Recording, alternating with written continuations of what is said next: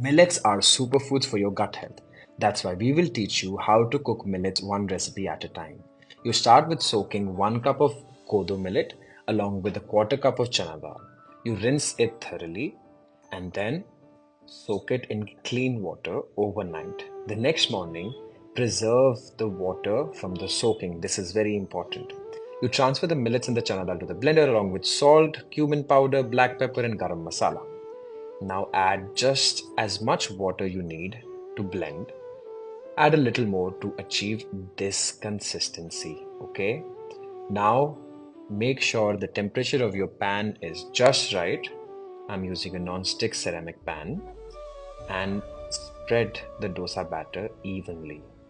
Now you cover the pan so that the dosa continues to cook in its own steam, and you will never have had any better whole food plant based dosa than this. Transfer this and have it with your favorite coconut chutney.